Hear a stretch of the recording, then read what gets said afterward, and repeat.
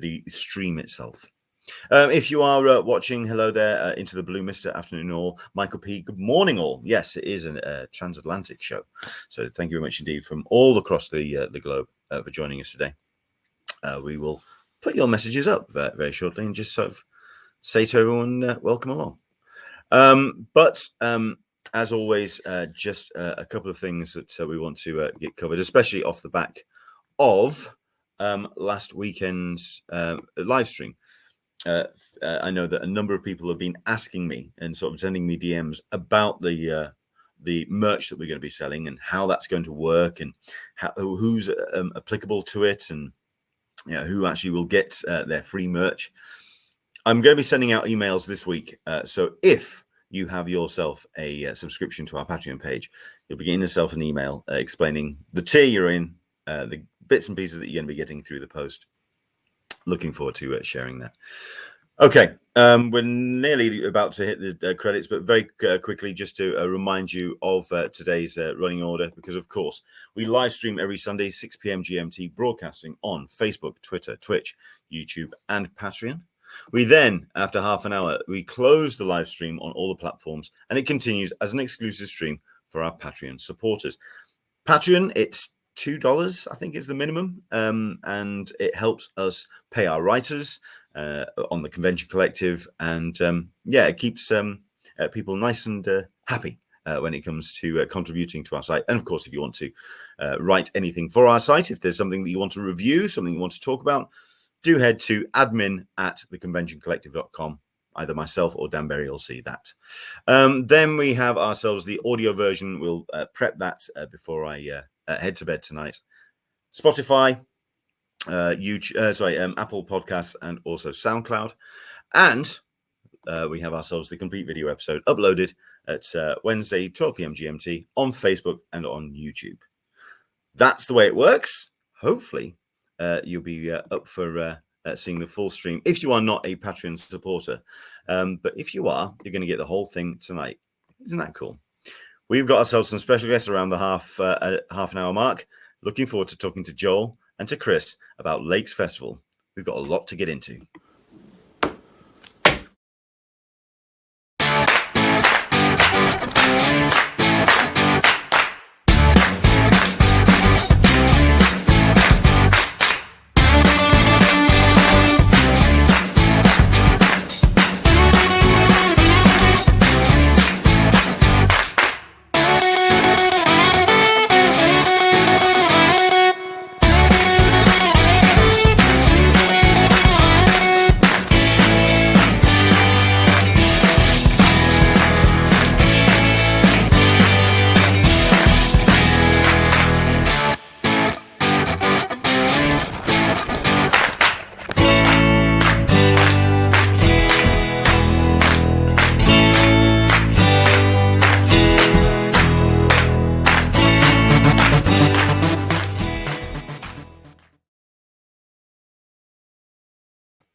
Right then, hello there. Welcome along to Talkin Con, a cup of tea with an Englishman in San Diego. I have my cup of tea. Hopefully you've got your brew to hand. And I hope you're up for spending an hour with us to talk Comic Cons, con culture, and all the stuff and nonsense that goes on at such shows. To be fair, it's actually feeling like, I don't know, not like the last 20 months have not happened at all, but certainly the energy and the vibe of comic conventions are back up and running. We've got plenty of shows that have happened on both sides of the Atlantic, indeed, global, worldwide. I know that Germany had a couple this weekend. We had France, I believe, had one as well. If you have attended a convention this weekend, tell us about it. Let us know what you went to attend, who you went to see, and of course, how it went and how you felt about attending post-COVID, of course, post-lockdown. Let us know what you've been up to. We've got ourselves Into the Blue, Mr. Watching. Good afternoon, all. Mr. Michael P is joining us. Hello, good morning, all. Reminding us once again that we are a transatlantic show. Thank you very much for joining us on both sides over at the pond. Geek Explorers is saying hello. Hello, everyone. Leanne D, good morning, everyone. Leanne, thank you very much indeed for joining us. As always, I look forward to hearing your comments, especially regarding a number of the things we're going to talk about, especially when it comes to Thought Bubble, when it talks about international guests certainly coming into the UK, looking forward to your perspective about that. Michael P is straight off the bat. He's letting us know what he thought about DC fandom. It's the word. It's definitely a word, and you can kind of take it any way that you like. DC fandom was slick. Now, is that a good thing or a bad thing? Was it just a little bit too processed? Was it too overly produced? It did look incredible. They obviously have got an incredible team at Warner Brothers and DC to put together something very impressive looking. And indeed, a whole bunch of the presentations that came out of the presentation was very impressive. But I think I've made my feelings about DC fandom before very well known. We're going to get into a little bit of that because I do feel that I was justified in my feelings on that one. But what did you think about DC fandom? We're going to talk about how it's been presented, how you could actually get to watch it, and also just that nature of the DC fandom, because they've definitely evolved it from last year. But we'll get into that in a minute. What else? Yes. Just to let you know as well, this is going to be a strict hour show, if anything, because I am feeling a little bit under the weather. I don't know if it's just tiredness or maybe I've caught something. I have actually had a COVID test today. I've checked myself out. I am negative, so that's good, but definitely feeling a little under the weather. So bear with me. Things may get a little bit fractured around the edges, but I'll do what I can to keep my coherence level to some degree. Okay, so let's dive into the news then. We've got ourselves a bunch of stuff to get into. Certainly, Comic Art Festival took place this weekend. This is the Lakes International Comic Art Festival held in Kendal. It launched with a very ambitious live stream on Friday, where they were calling in stream people to take part, participants from across the globe. They were trying to play videos. They were trying to kind of balance. They were definitely herding a lot of cats for that live stream. But the great thing about it was it did feel very homegrown. It didn't feel as totally slick. It felt like things could fall apart at any second. And that gave it a little bit of urgency, which was great. It was fun to watch. They held themselves their usual element at the Kendal Brewery Art Centre, where they had themselves a interesting little discussion where a number of creatives they put their case forward for their favorite comic creation. So you had the likes of Crazy Cat, you had the likes of, who else was there? I think Asterix was in there as well, and you had just a real fun debate between a bit of banter going on as well. And the whole thing was framed that on the left-hand side of the stage was a balloon. And the idea being that people would argue their case. People could then vote using their phones, and not just those in the theatre either, but also people in the virtual space. And they could vote for who would be thrown out of the balloon. Not necessarily made entirely clear on that first vote, so it got a little bit fractured in places, as people did kind of get a little bit confused about whether they were voting to keep them, voting to throw them out. Got a little bit weird, but it was a fun experience, fun show, especially considering that somebody, a French artist that has been attending for a number of years, Boulet, who was doing some live drawing on stage, kind of having his take on the proceedings, got announced as the National Cartoonist Association. This is the, I believe, the American arm of the collaboration between Lakes and another festival. They presented the Giorgio Aragonés award for Best Cartoonist of the Year, and as it happens, Boulet was the winner. He was very gracious in accepting it, and it was a fun show to watch. And I have done my best to watch a number of the contributions throughout the course of the weekend, especially those of people who have cancelled, the international guests that weren't able to make it. So the likes of Greg Rucka, who wasn't able to make his show. There were a couple that just weren't able to either make the journey over, maybe COVID restrictions when it came to. And what I'm discovering, certainly speaking to Leanne D as well, it's not necessarily just getting into the country. It's the whole aspect of then taking a test and then having another day to then sort of get that test processed and then leave the country. For example, Leanne has reminded me that she will be heading back to the US on Monday. A number of international guests will be heading back on Monday. She's going to have to go for her lateral flow test, as officiated by NHS, which is the recognized test to get in and out of the country, on the Saturday of the convention, which means a whole bunch of international creatives will not be at their tables first thing on Saturday morning because they're going to be heading to Bradford to get their test done.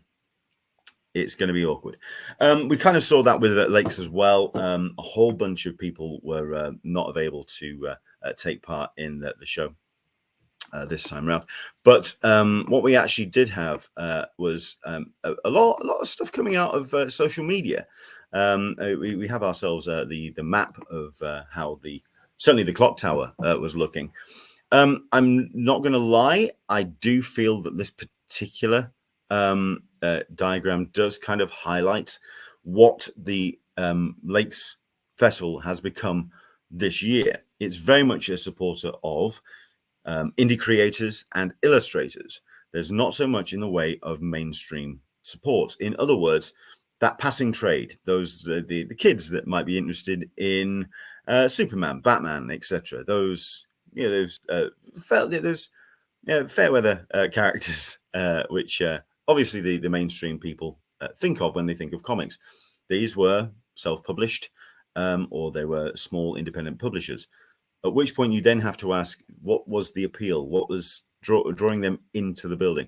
That being said, some great names being presented for this particular on the floor. Sophie, you have the likes of Chris Askham. You have Gustavo Vargas, Joe Latham. You have Matt Simmons. You have Matt Smith. You have Roger Langstridge. All of which did a great job of representing on the floor. Not as many tables as I've seen in previous years. And I think that's represented, like I say, by the drop in the talent that was drawn to the actual show. Some great publishers as well. Cast Iron Books, Knockabout, Soaring Penguin Press, Turnabout Press, all of which doing a great job of representing their particular books. But then I was spending a lot of time having a look at the way that the show was conducting itself, considering that we did have a number of people doing their best to represent. We had Roger Langstridge masked up, or at least with a face shield.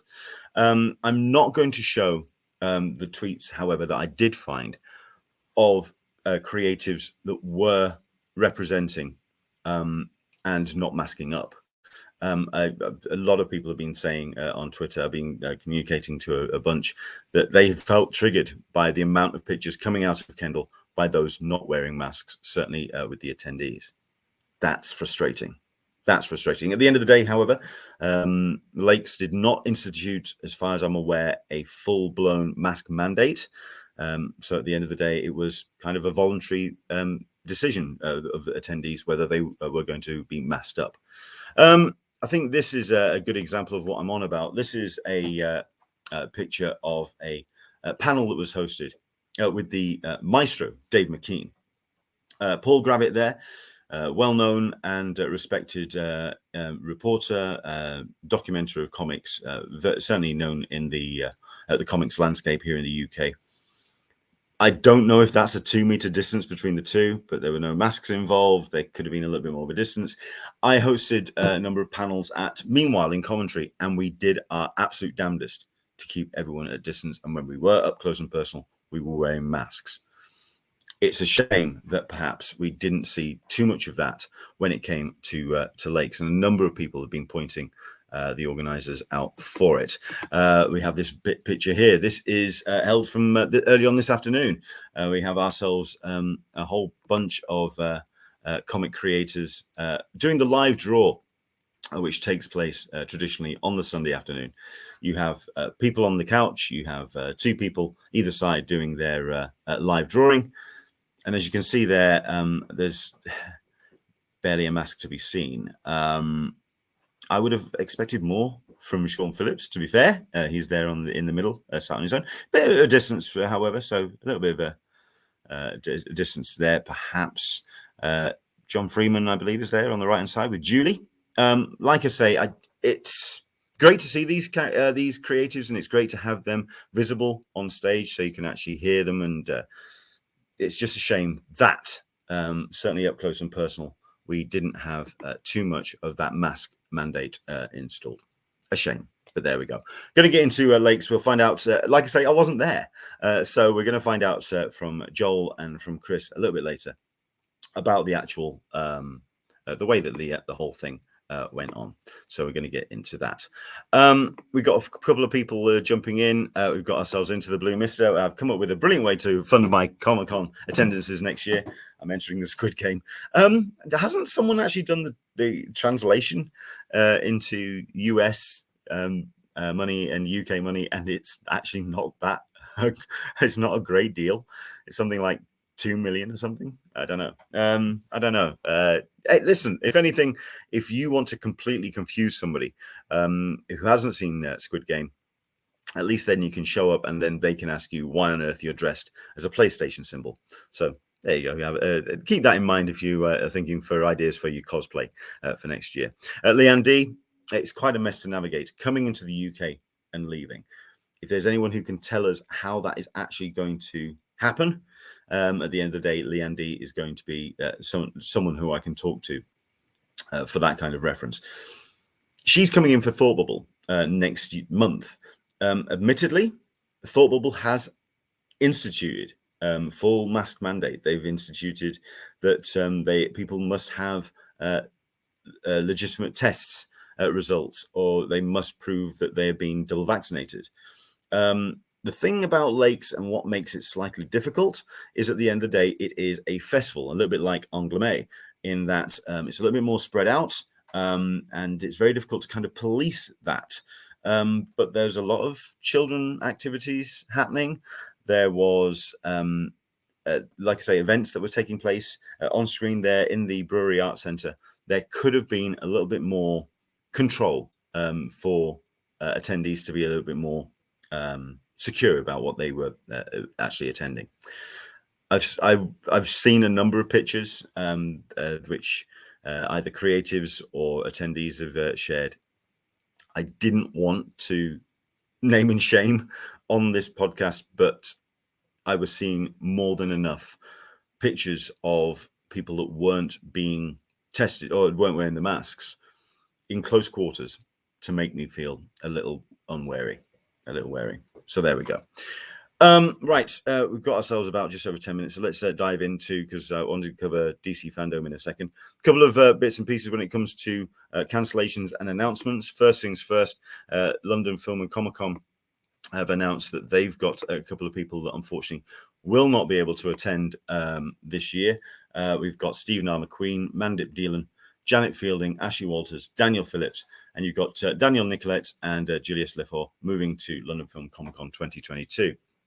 We'll keep a track as well on London Film and Comic Con for updates. Some reasonable names there. I mean, I can totally understand Janet Fielding taking a step back. At the end of the day, she's a legacy actress, and she wants to stay safe. I totally understand it. So we'll keep a track on that. But from what I've seen, I think it's Stephen R. McQueen, Mandip Dillon, and Janet Fielding that are probably the big names there. But if you disagree with me, if any of those disappoint you, if you are attending London Film and Comic Con, do let us know what your thoughts are on those cancellations. MCM, on the other hand, they are announcing stuff left, right, and centre. This is a show that's taking place next weekend at the ExCeL. And a man with his star very much on the rise, Jonathan Majors, has been announced going to be attending with photos and autographs available at mcmcomiccon.com.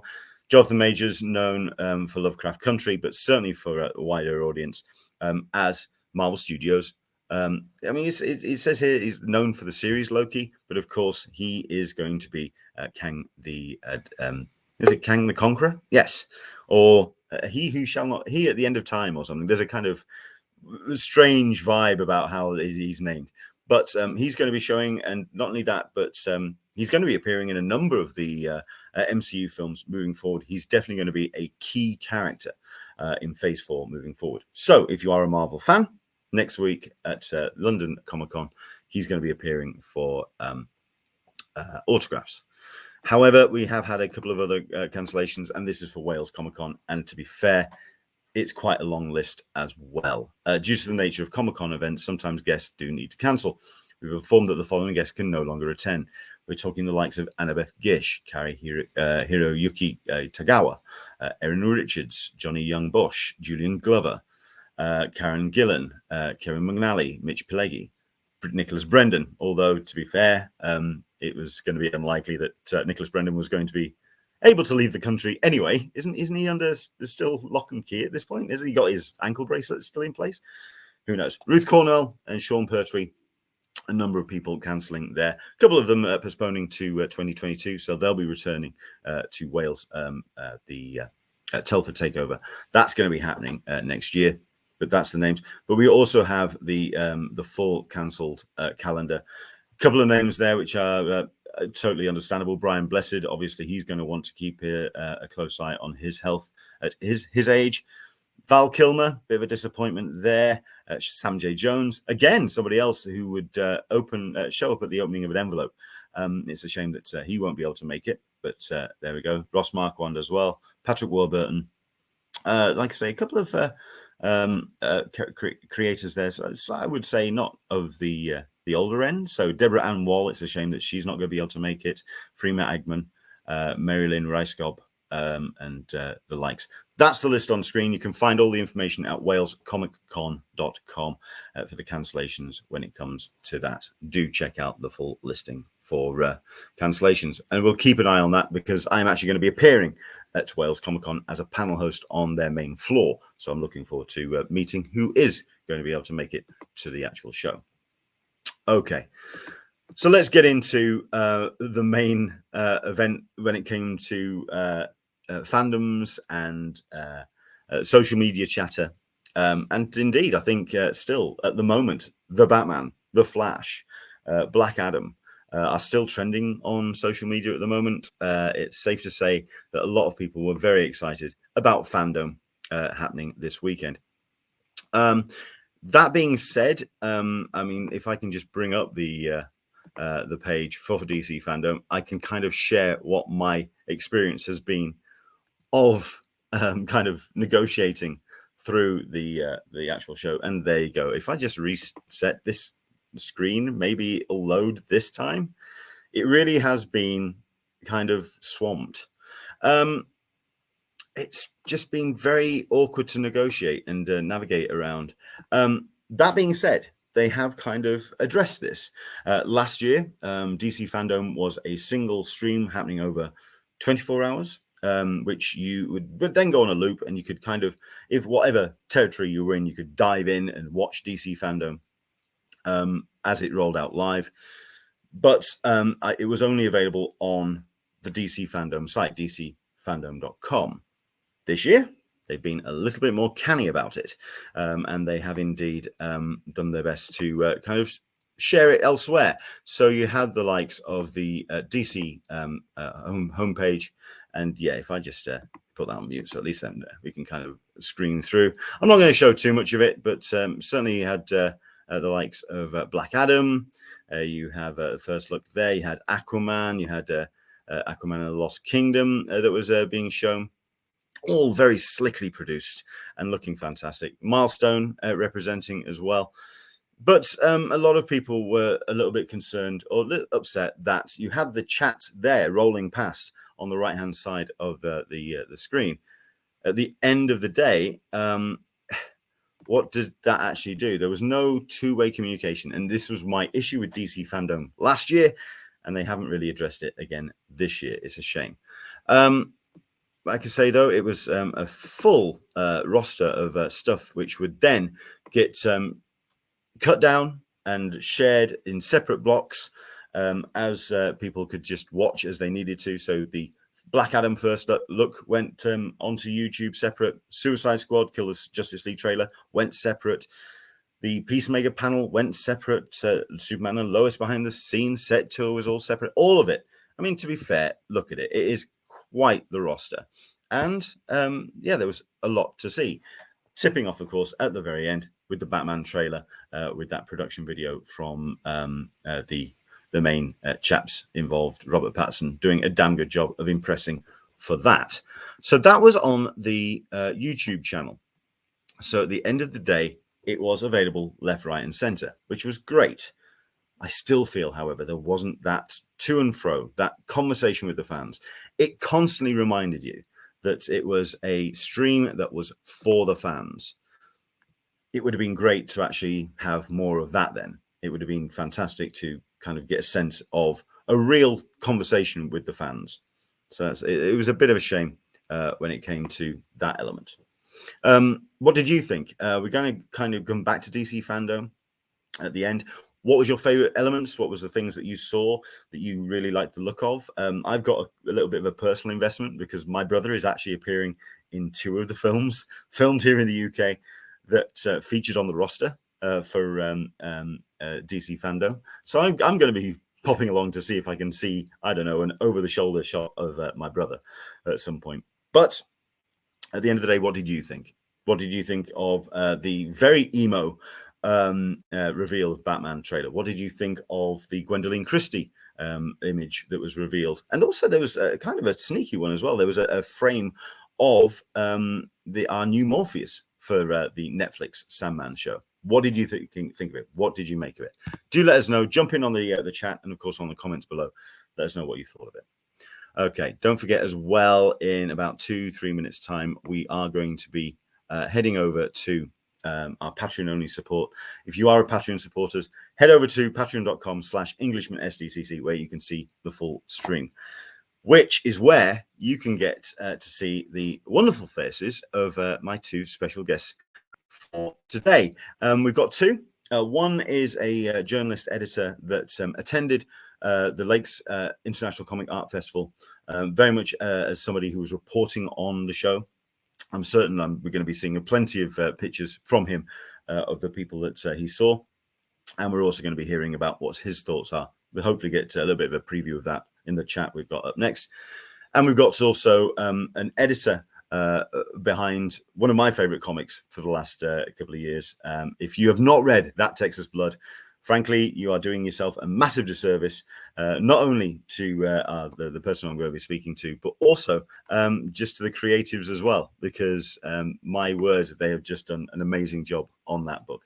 We've got ourselves Joel Meadows, who's joining us. Hello there, Joel. Hello. Brief, you're looking very mysterious there, sir.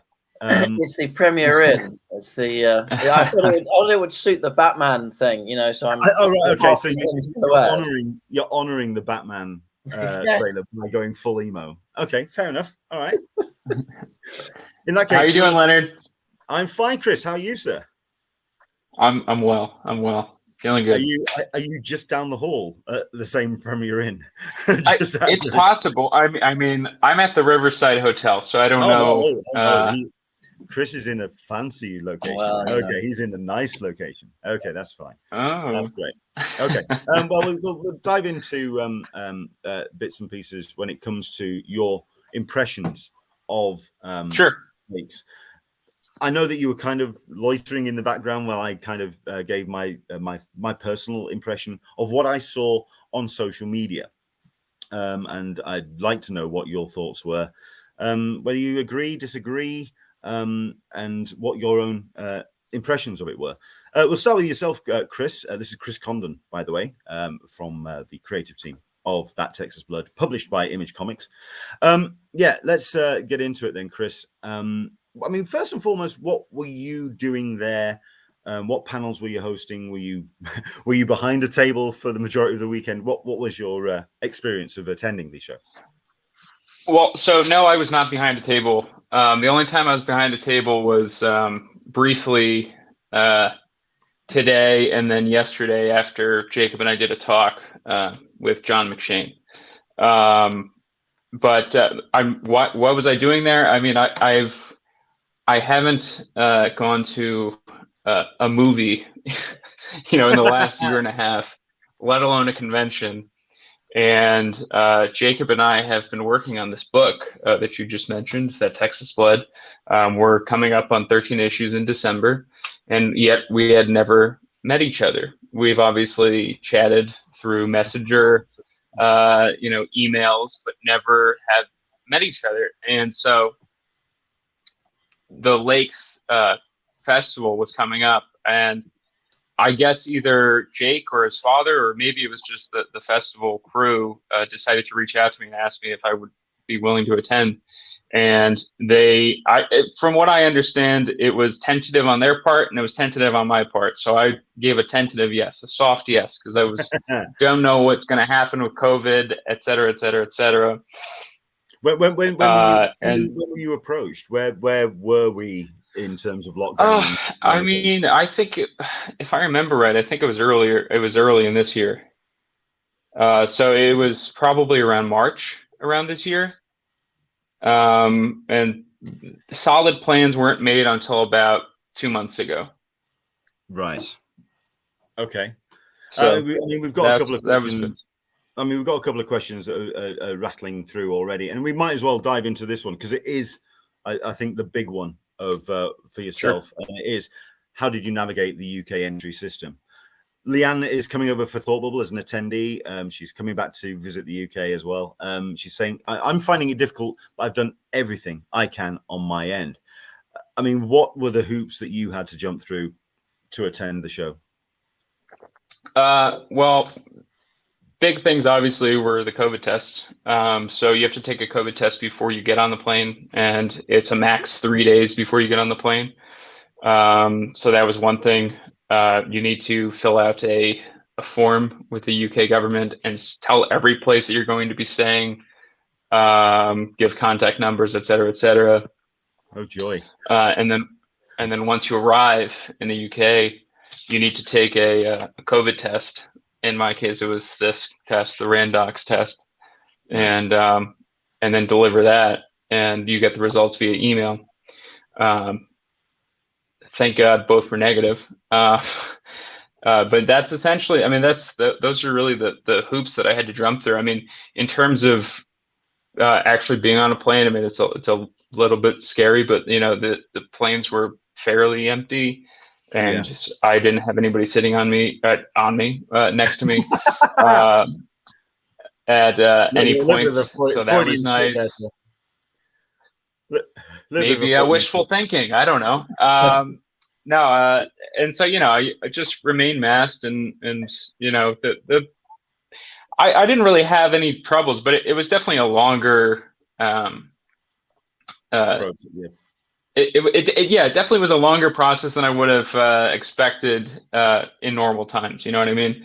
But it wasn't bad, and obviously in current times I would not expect less. I know that travel restrictions are they're going a little bit lax soon, which I don't know how I feel about that, but I'm really glad that I get tested twice, once I'm leaving, once I come in, just to be sure.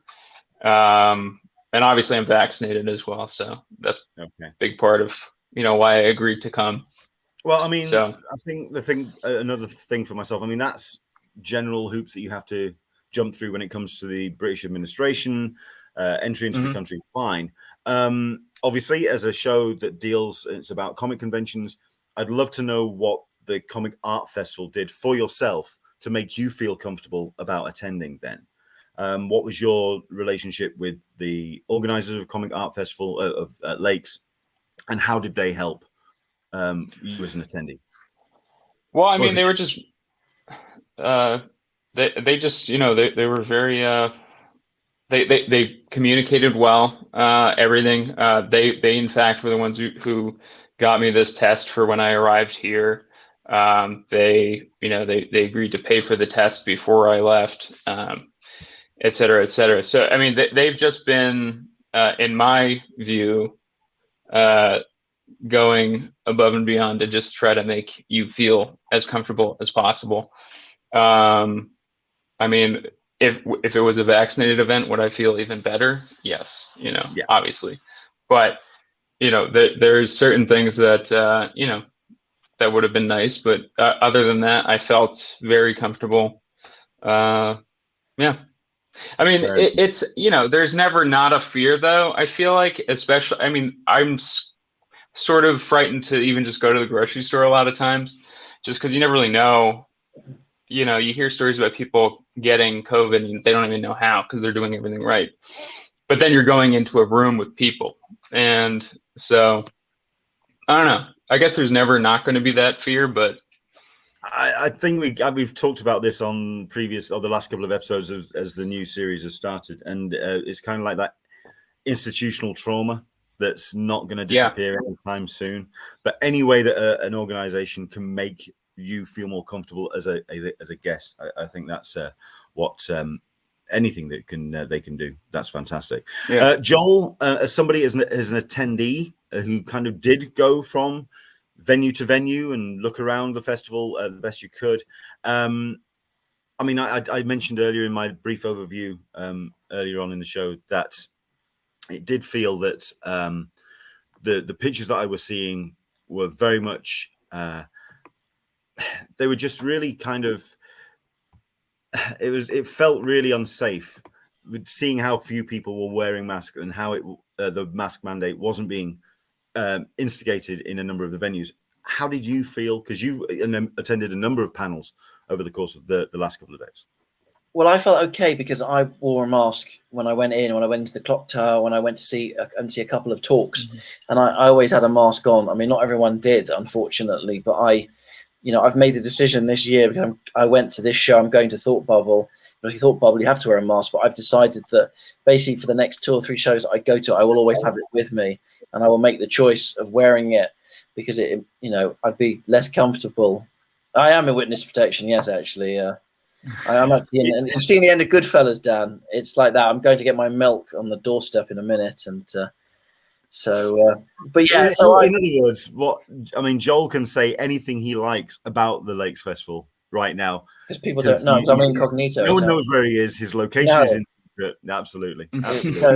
So I felt okay within myself, but it was unfortunate. I think they should have actually specified that people who came in had to wear a mask. I think it would have been better. I think people would have understood that this is the price we have to pay at the moment if we're going to go back to shows. It's unfortunate, but because it was voluntary, a lot of people chose not to wear it, and that is unfortunate. I'm not going to single anybody out. I'm not going to mention any people specifically, but there were some people who weren't wearing, a mask. Yeah. I think a thing as well that I found intriguing about the layout this year and the way that the challenge that Lakes has, it kind of has a challenge the way it's been set up already, because it is very much a niche show. It's very much about illustrators. It's about comic artists, and it's about those artists a little bit further off the beaten track. They do cover a number of mainstream creators. Like you say, we've had Greg Rucka with his books which would have been showcased if he had come into the country. Chris, like yourself, with the team for That Texas Blood. I think for myself, that would have been the highest profile mainstream comic that was profiled at the show this year. For everyone else, your mum and dads dragging their kids around Kendal, and the passing trade is usually what keeps the show vital and keeps that energy going.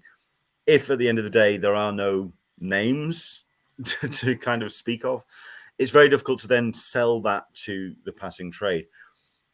I think what I'm trying to get out then is, how did you feel the vibe of the festival was this year? Joel, certainly for yourself, as somebody who has been to one in the past, who has seen some high-profile talent appearing at the show. It was reasonably positive. I mean, I've been to every single Lakes, and you've been to a lot of them as well.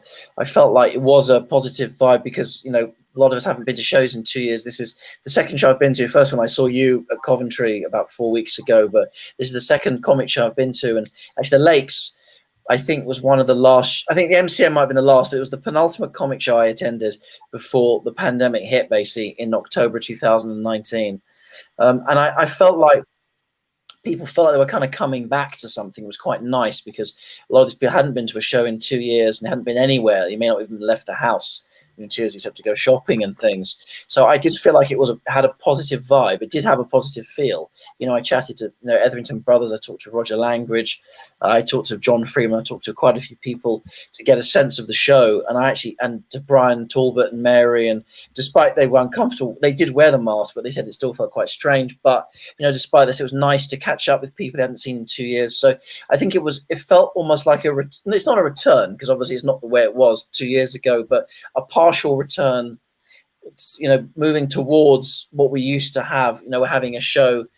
For example, we couldn't have had the show 12 months ago. 12 months ago, October of 2020, there's no way we couldn't have had anything. That's why the Lakes, did their virtual thing. So I kind of feel like it's sort of a halfway house, between what we had, which was nothing, and what we used to have. So it felt like it was a comic show, but not in the same sense that we used to have them. But I said it did feel quite positive. Everyone was positive. People were happy to see friends you hadn't seen in ages. So yes, that's what I felt. Did the way that the guests panned out this year, and the way that what was actually presented, it kind of cemented that reputation for Lakes as being the home for indie creators, self-published and small press. Do you think that this has really cemented that now in the perspective of what Lakes is? I guess. I mean, it would have been nice to have had the American guests. I mean, what I've said to people recently is that if anybody can put any kind of show on at all in 2021, because everything else is counting against them. You've got American guests who can't come because of quarantine, so it is very difficult. So bearing that in mind, that they're putting a show on in one of the most difficult circumstances of the past, in our lifetime, basically, I would say that with that criteria in mind, I would say probably yes. They had a lot of quality indie people. They had Lucy Sullivan, who's built up quite a good name. As you say, you had Cast Iron Books, you had Turnaround, who are a distributor, you had John Freeman there, you had Soaring Pain. You had a lot of good quality UK indie talent. So it is. I mean, obviously, my only worry is that it's very hard for a show to attract the kind of numbers that you require if you're all having kind of indie comic creators. It's taking nothing at all away from them, but to attract bigger numbers, to get extra attention, you do need a couple of kind of marquee kind of American and sort of Canadian names, and I do feel like it suffered a little. But as I said, the thing to bear in mind is that it's not possible at the moment. So basically, they put the best show on that they could with all of the really strange circumstances that we're living through. So I wouldn't say that I wouldn't use that as a criticism of it. Yeah. But I would say that in terms of UK indie, there was a lot of good UK indie people represented there. So it was a good UK indie comic show. Cool. Well, Chris, I mean, I have actually been mislabeling you throughout the course of this entire thing, because of course you're the writer, you're the creator of that Texas Blood. And you've got yourself with Jacob Phillips. Yeah. So basically, the entire creative team was pretty much in attendance. Rather handy, of course, to have the Phillips living just down the road, of course. Yes. You see, this is where I'd have thought that one of them would have put you up in a spare room or something. You know what I mean? They're your creative team, man. They couldn't put you on a sofa for a week. I don't know what's going on. Anyway. Those damn Phillipses. So, yeah, I mean, we were talking about that kind of the shift of the percentage of perspective of the show as kind of like the highest profile mainstream comic represented at the show this year. How did that feel for you? Did you feel like an outlier, perhaps? Not really. Just because I'm so new to this whole thing in the first place, so I really felt on everybody's level. You know what I mean? But I mean, just being able to talk with Charlie Adler and Sean Phillips, and to be able to just spend the entire weekend with them was great. And I mean, it was a fantastic experience. It was the first time I've really met any other comic creators on their level. You know what I mean? So that was fantastic. In terms of, did we feel, like we were the highlight? I don't know. I mean, we had a talk, like I said, with Jacob and myself and John McShane, and I mean, when you get at least even a crowd, let alone a good sized crowd, I mean, that feels pretty good, Yeah. And then the best part is if they are asking questions too, that's even better, because it's like, okay, they're engaged, Yeah. So that for me was a highlight of the festival. And also getting to have breakfast with Alex Packnadal today was a fantastic experience. I am so happy I was able to meet him. I know that he was leery coming out with COVID. I know I am too. So it was really nice to actually get to meet him and talk with him in person. Again, another person I've just known digitally, was able to meet. I find Alex of two minds. You can either catch him when he's just nicely relaxed and we're just having a pint and we're just sort of just having a nice, relaxed, chilled conversation. That's fine. And then there's Alex with his brain at full tilt, with fully engaged, all cylinders firing when it comes to his intelligence. He's very well read. Trying to keep up with Alex is a challenge because the man has a brain on him, fires at full cylinder. I'm a huge fan of Alex's. Oh yeah, he's brilliant. You've got Leanne D again. She's asking, Chris, are you staying for Thought Bubble? Are you heading back home and then coming back, or what's your plans? No, I'm not staying for Thought Bubble, unfortunately. Next year, maybe. I didn't attend New York Comic Con this year either. And the reason, I mean, I live in New Jersey, so it's, right across the river. Yeah. I think we may have lost him briefly. Are you still there, Joel? Yeah, I'm still here. Okay, we'll see if if Chris returns. For yourself, I mean, your thoughts on the show in general? No, hello. Have we got a little bit of? He's back, sort of. He's digitizing. He's back. Yes, he's digitizing. It's kind of like Doctor Who. He's regenerating back into Chris Condon. Now he's in witness protection.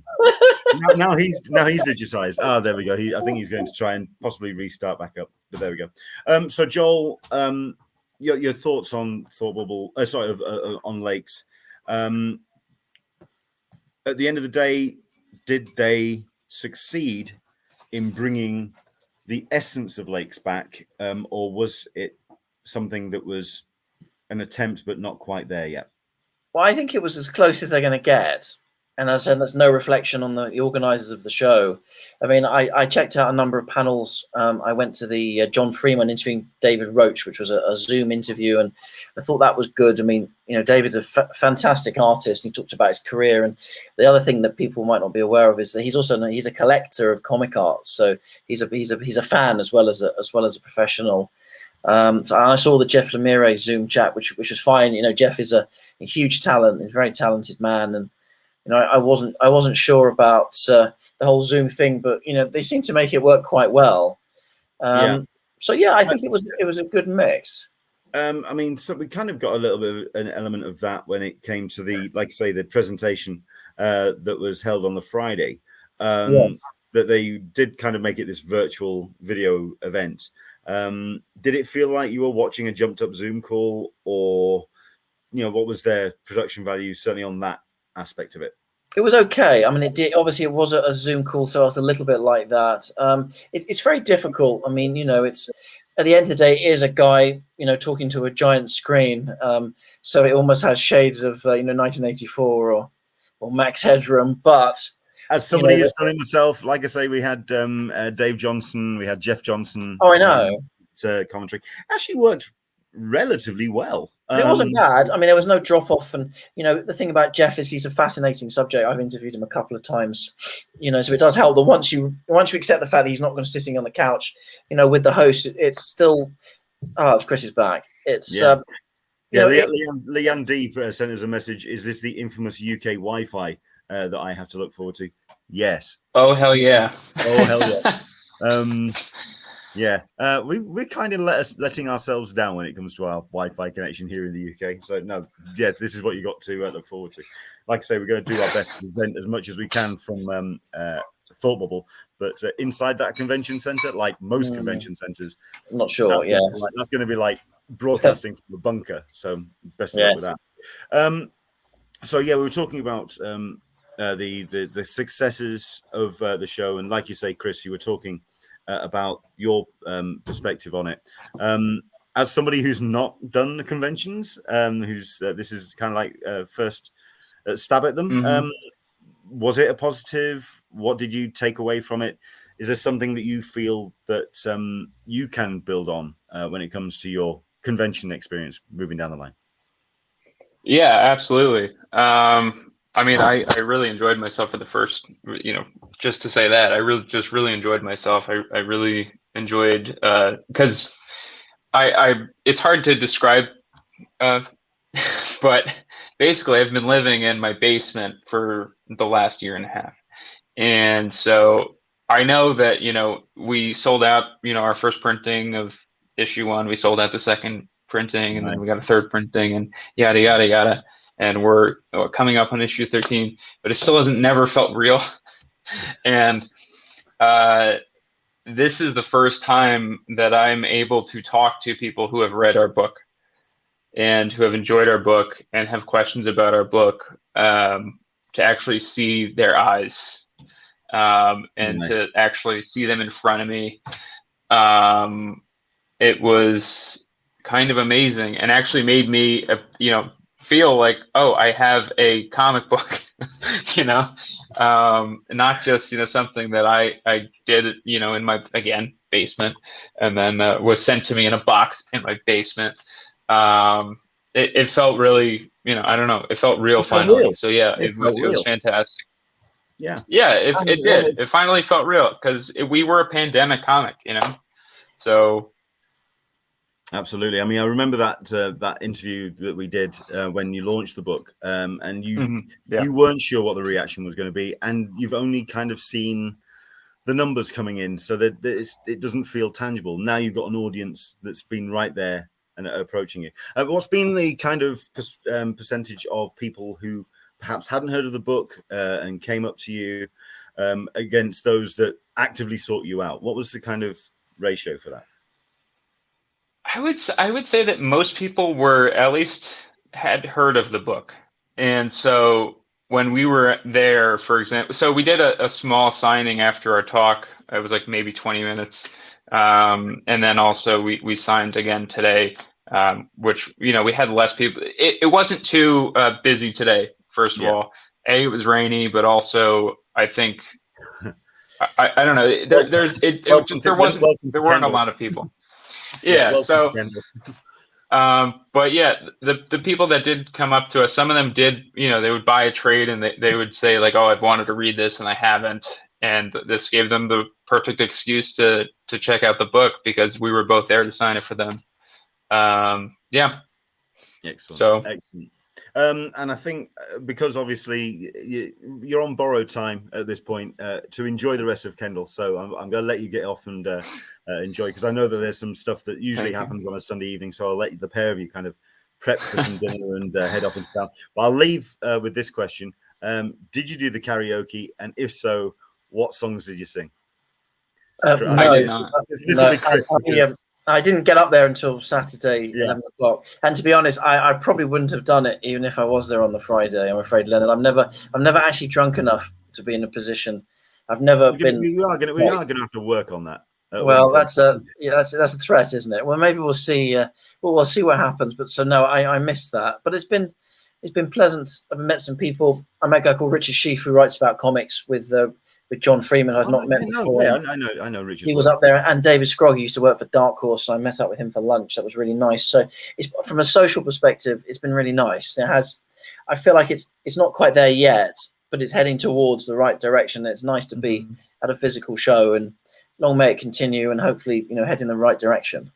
Well, it's like Chris said, the opportunity to meet people face to face, especially I mean, we talk about BarCon and we talk about those experiences away from the convention, and we kind of meet our contemporaries comrades, exactly. friends. And, yeah, absolutely.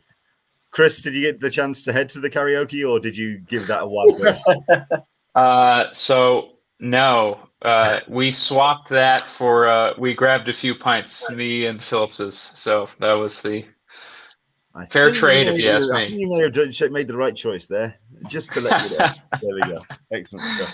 Listen, I do want to let you get off and enjoy the rest of Kendal because, I mean, for myself, it is a beautiful part of the world. Even just the town itself, but just a little bit further afield, the Lake District is beautiful. It's well worth checking out. I don't know how long you're in the country for, Chris, but if you do get the chance to go a little bit further afield, I would heartily recommend it. Absolutely. Thank you so much. Listen, no problem. Before I let the pair of you go, if you can kind of let people know where they can find you. Chris, like you say, you've got a couple of bits and pieces that are coming down the line, which people are going to be excited about. I know there's a one shot for. Is it tied in with that Texas Blood? Is it kind of like a So the one shot is it is that Texas Blood story. So it's a standalone story. However, it also plays into the 81 stuff because it is set in 81. So it's Christmas 1981. So it's our way of saying goodbye to that stuff, essentially. Thank you very much, Leanne. But yeah, it's essentially our way to say goodbye to 1981. So you don't need to have read the other stuff. There's like a little bit of information that we just kind of glance at to say, yes, that arc did happen. But it is just its own story. So then that was a really fun one to write, and can't wait to see the finished product. But we actually have issue 11 coming up this week, so make sure to pick that one up because I'm really excited for that one. But yeah, people can find me on Twitter and Instagram at Christoph Condon, CHRISTOPEH, Christoph without the ER. And then we also have a Patreon, patreon.com/Condon Phillips. We tend to post cool stuff. So yeah. Oh yeah, no, I follow the Patreon page with much interest. It's a great setup you've got going. Really looking forward to reading more from the Texas Blood because it is like I said, it's one of my favorite books for the last couple of years. It's just so layered and textured, and what Jacob's doing with it as well. I mean, not only the way that you've written it, but what he adds to the whole page. It's just very much so. Joel, where people can find you, sir? Well, they can find me on Twitter at Joel Meadows 1. The web is tripwiremagazine.co.uk. We'll be announcing our Tripwire Presents Bristol comic show in about 3 weeks' time, which will be in September the 3rd and the 4th next year. Is that the official title now?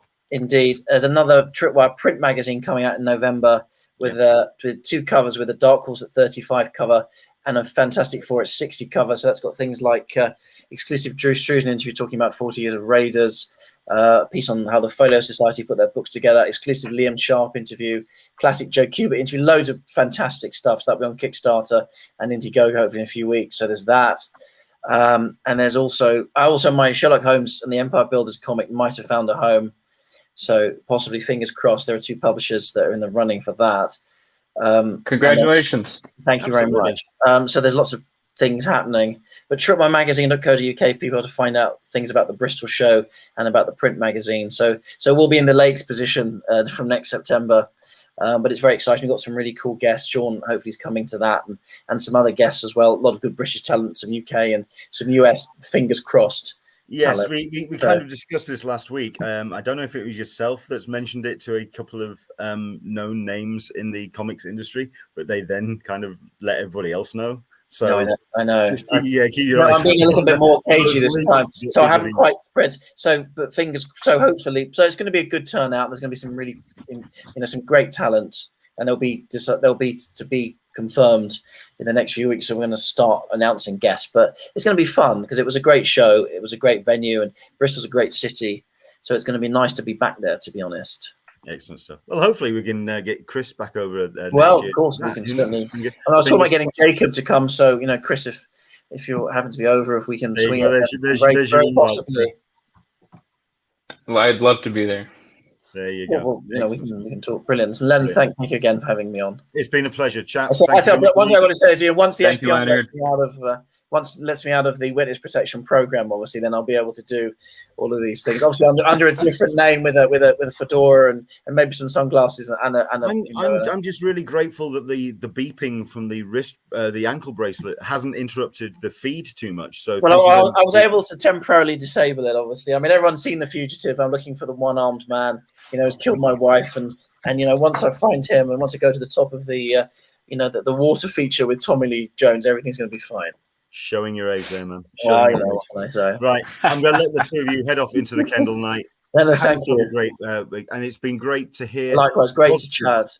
It's been great to hear the positives about Lakes as well. There are, and long may it continue. And it's great to it's been great to come to a physical show to catch up with people we haven't seen in 2 years, and we congratulate the Lakes on another fun show, really another fun weekend.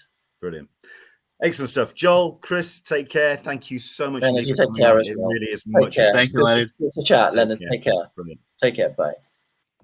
Excellent. It's great to have those two come on and give their perspective. And it's great to get the balance from what I've been seeing on social media, which has been a bit of a mixed bag.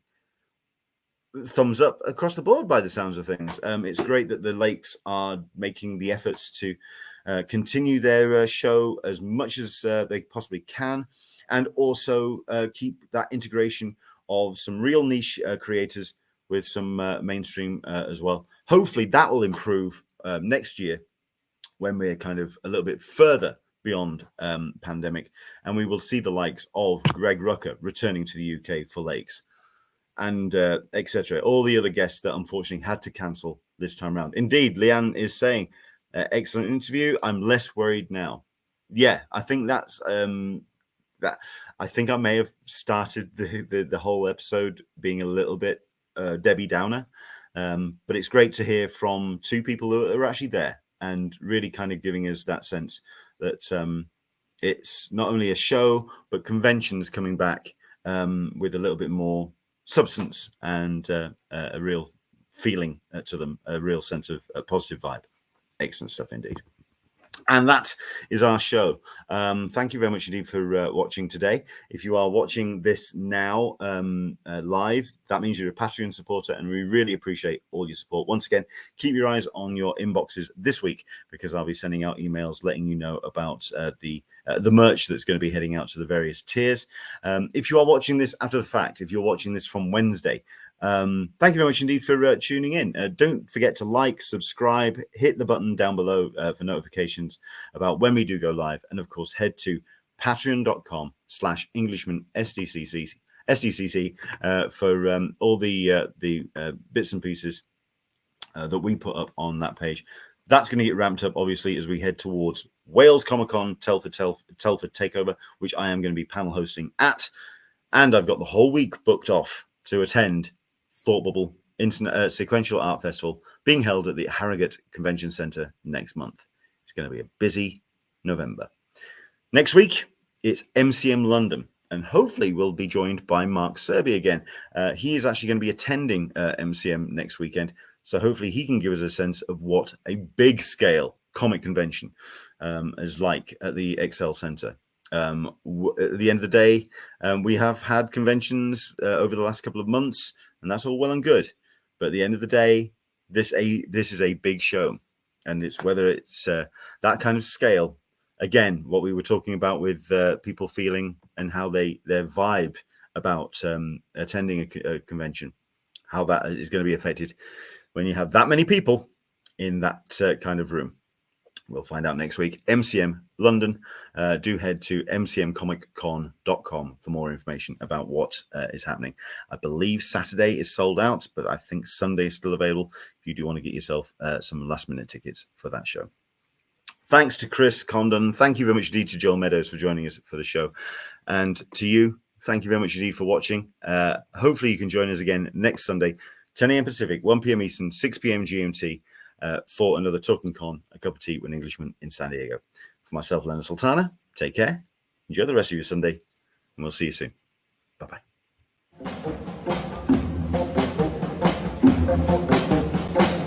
Bye.